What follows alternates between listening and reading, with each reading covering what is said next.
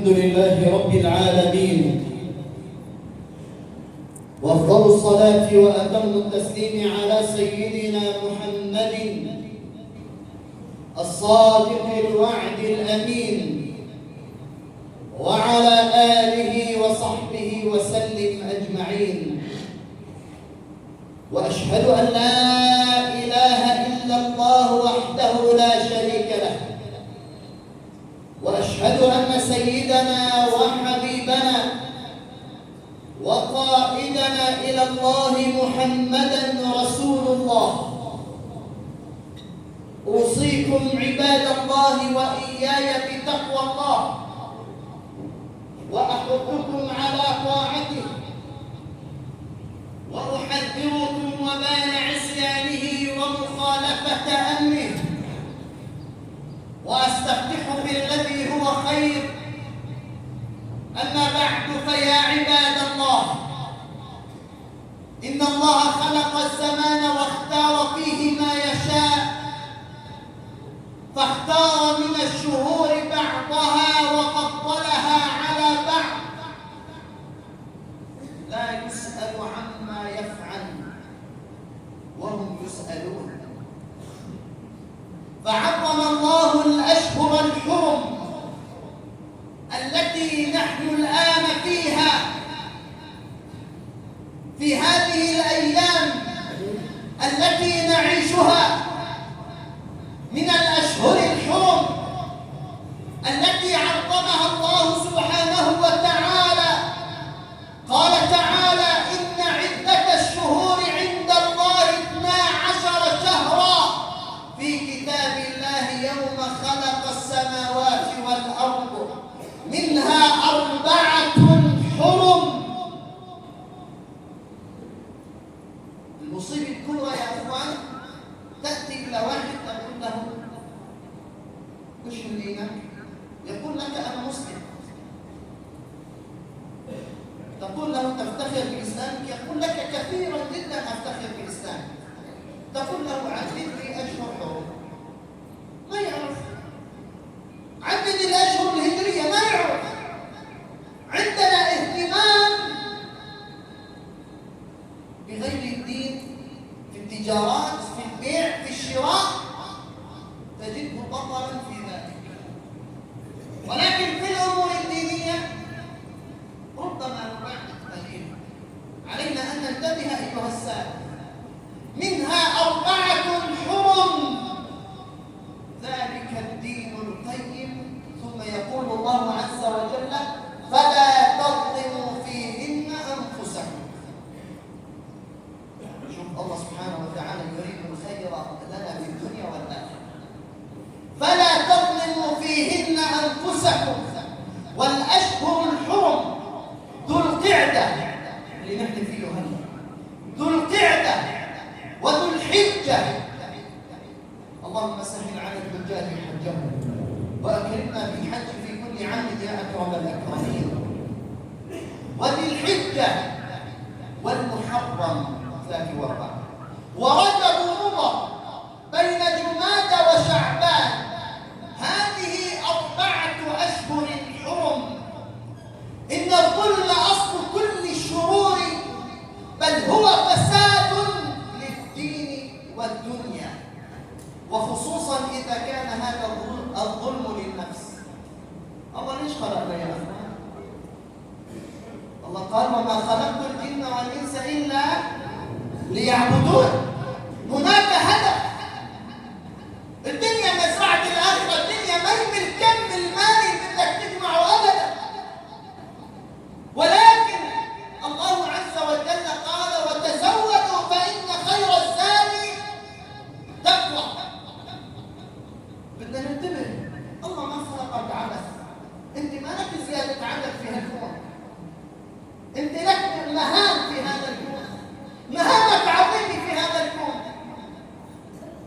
الله عز وجل اختارك من بين كل الأمم حتى تكون من أمة محمد صلى الله عليه وسلم.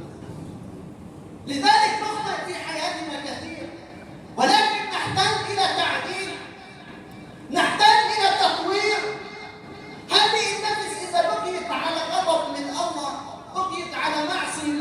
المعصية تتراكم عليها، تصبح الدنيا غالية عنك.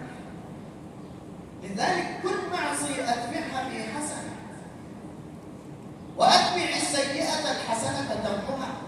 تعال ندور على النت، والله الشهور ما تنفع. إذا جبت جبسي، حد شفنا حدا بياكل القشر بالأول أو بياكل القشر؟ لا أبدا.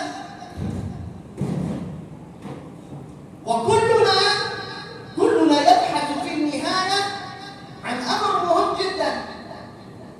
كلنا يبحث عن أمر مهم، هو لما بتنحط هذه الفاكهة بتدور على إيش؟ على اللب، صح ولا لا؟ لب الجبسي. طيب إذا كان هي مشان مأكل ومشرب، مشان الأكل وجميع عرض السماوات والأرض، ابحثوا عن لب، ابحث عن الدين. عندك الدين في نفسك وفي أولادك وفي بيتك. عن أبي ذر رضي الله عنه عن النبي صلى الله عليه وسلم قال الله تبارك وتعالى: يا عبادي إني حرمت الظلم على نفسي وجعلته بينكم محرما فلا تظالموا. والذنوب والمعاصي هي من أعظم الظلم للنفس، والذنوب من أحد أسباب حرمان الرزق. قال صلى الله عليه وسلم: صلوا عليه: إن الرجل لا يحرم الرزق بالذنب يصيبه. بتسوي ذنب مقبول الرزق بده يروح. لذلك النبي صلى الله عليه وسلم ما ترك شيء في هذه الدنيا إلا علمنا إياه. إن الرجل لا يحرم الرزق بالذنب يصيبه. بتسوي الذنب بدك تنحرم من الرزق. الله يوسع أرزاقنا ويحسن أخلاقنا. إياك وأن تظلم نفسك بتتبع عورات الناس. يعني إذا بدنا نحكي على هذه الفقرة، هاي تحتاج إلى خطط، وخصوصا بالمرض اللي فينا بالمجتمع. الله يتوب عليه. نحن ما عم نترك حدا من خيره، ما عم نترك أبدا. مين من إجانا يا رب نحطه على الأرض ونبلش حكي على فلان، تتبع عورة فلان، شفت لك بنت فلان، شفت لك عيلة فلان، شفت لك بشوف لك. انت شفت بعينك؟ لا والله، بس كنت مع واحد ثقة جدا وحكى لي، وانتشر الامر كله بهتان وظلم. لا تتتبع عورات الناس. قال صلى الله عليه وسلم: يا معشر من اسلم بلسانه ولم يفضي الايمان الى قلبه، لا تؤذوا المسلمين ولا تعيروهم. والله لا تعيروهم. في بعض الناس يوم الايام بدك توقف بين ايدين الله ولا تفلت ابدا. تعرفوا ليش ولا تعيروهم؟ بيجي فقير بظله، ممكن يكون من اهل الصلوات واهل العبادات، وبيجي زنقيل بقدسه ولو كان افجر البشريه. طبيعه بشريه نحن ابتلينا بمرض. الله يطالعنا من بهذا المرض. يا معشر من اسلم بلسانه ولم يفضي الايمان الى قلبه، لا تؤذوا المسلمين.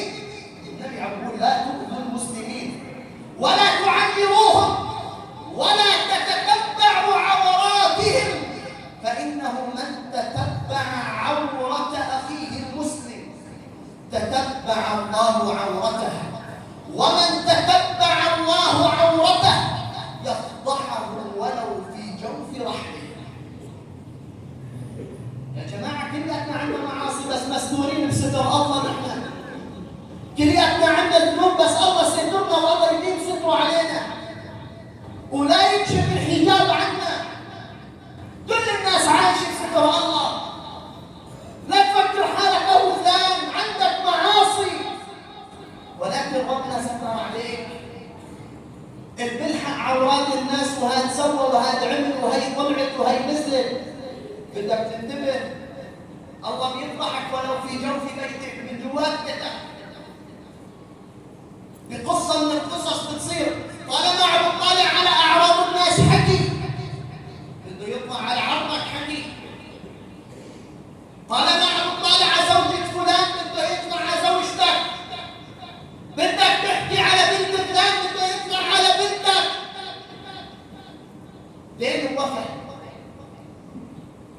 الدين. لذلك انتبه، بيت فلان وبيت علان، دور على عيوبك واصلح عينك. نحن في الأشهر الحرم، لا تظلموا أنفسكم فيها بالمعاصي وتتبع عورات الناس. والله جريمة، جريمة يحكي على جارك في عرضه، جريمة تحكي على جارك في عرضه،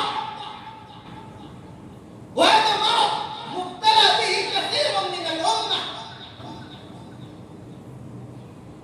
عندنا في البلد تطور ولله الحمد، حتى هذا التطور على مستوى التجارة، افتتاح مول وافتتاح كليب، وهذا يطور البلد وشيء جميل جدا، ولكن يحتاج الأمر إلى تنبيهات. من تنبيهات التطور يا أخوان اللي عم يحدث في البلد، ديروا بالكم على الأعراض، ديروا بالكم على زوجاتكم، ديروا بالكم على نسائكم. المكان اللي ما لنا شغل فيه وما نروح له، بدي أشتري وموجود في المول التجاري الفلاني والمول التجاري الفلاني وفي سرمدة وغيرها من المناطق، في أي مكان إلي شيء بدي أروح أشتريه بروح، ولما بدي أروح بدي أكون مع عيالي باخده وبروح، لأني عم صير بالأخير مراتع للغزل ولضياع الأعراض ولتبادل نظرات العشق والغرام. أنا ضمنانة، أنت ضمنانة، ولكن الثعلب اللي برا عم استناها. يا أخي تعالوا ندافع على أعراضنا، تعالوا يكون في عنا غيرة شديدة على أعراضنا، والله نروح نكسر ونتفسح. ضروري تحطي الحمرة والبودرة وجوزك رضيان. يا أخوان بدنا ننتبه، محل التجارة للبيع والشراء ما هو كالزور الروح، ما هو أنا رايح لأتفكح، إلي حاجة رحت مالي حاجة ما بروح. ولما تروح زوجتي تشتري غراض لأولادها بدي أنا أكون معاها. انتبه وخليني أنا انتبه. والله يا أخوان عم نسمع قصص والله يجيب لها شعر الخدام. والله عندما أجلس في السجن وأتكلم مع بعض المساجين في تهم، والله كثير عم بفرح شبابنا، والله كثير بتخوف. فتن. يقول النبي عليه الصلاة والسلام: ما تركت بعدي فتنة هي أضر على الرجال من النساء. ما تركت بعدي فتنة أضر على الرجال من النساء. حاجة الاختلاط الزائد حاجة يا أخوان. نحن الأشهر حرم، في غير الأشهر الحرم مصير؟ لا ما يصير، ولكن في الحرم هي أشد. لحد الآن ليس جوالك وعم تحكي مع فلان وعلان. يا أخي الوزر مضاعف في هذه الأشهر. لما بتحكي معها تذكر مين عم يحكي مع مرتك، لما بتحكي معها تذكر مين عم يحكي مع أختك. هذا جريمة. لذلك علينا أن نتقي الله عز وجل، وأن لا نظلم أنفسنا، وأن نبتعد عن المعاصي، نبتعد عن الذنوب. أقول ما تسمعون وأستغفر الله فيفوز المستغفرين. استغفروه. اللهم يا قابل التائبين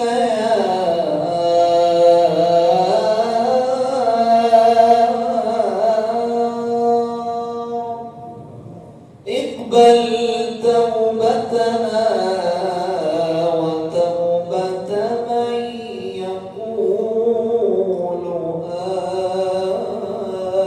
آمين.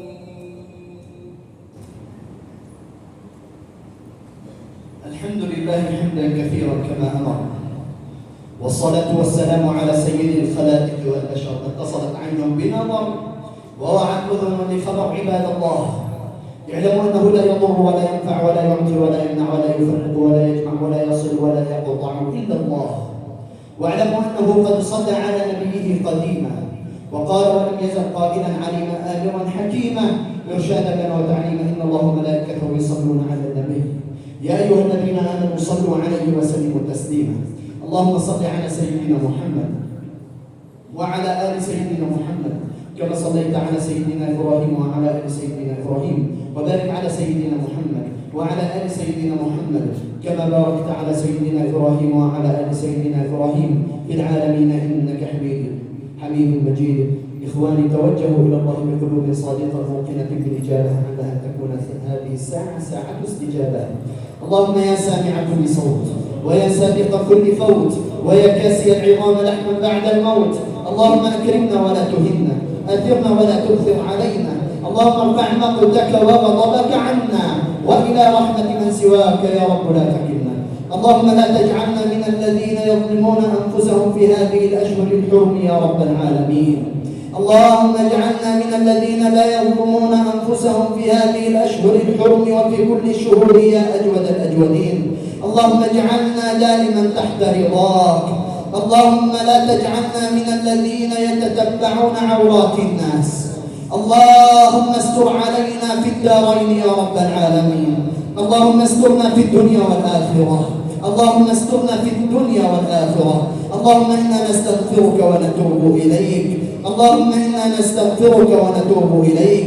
لا تكشف عنا الحجاب يا رب العالمين. اللهم اجعلنا تحت سترك يا ستير. اللهم اجعلنا تحت سترك يا ستير. اللهم كن لإخواننا في غزة يا رب العالمين.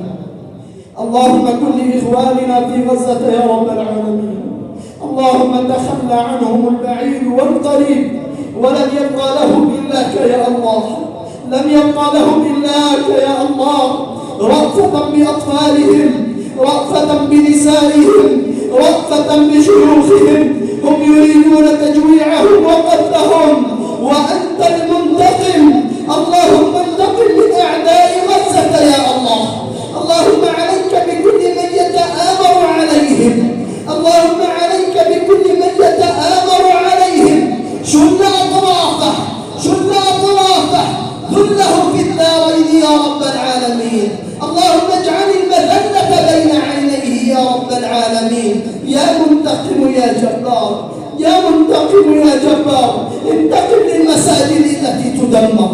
انتقم للمساجد التي تدمر. انتقم للأطفال التي تقتل. انتقم للأطفال التي تيتم. انتقم للنساء التي ترمل. انتقم للنساء التي فقدت أولادها. انتقم للآباء يا رب العالمين. اللهم اغفر ذنوبنا. اللهم إنا نتوب إليك في هذه الأشهر يا رب العالمين. فاقبل توبتنا يا أجود الأجودين والحمد لله رب العالمين. عباد الله إن الله يأمر بالعدل والإحسان وإيتاء ذي القربى وينهى عن الفحشاء والمنكر والبغي يعظكم لعلكم تذكرون وأقيموا الصلاة. الله أكبر الله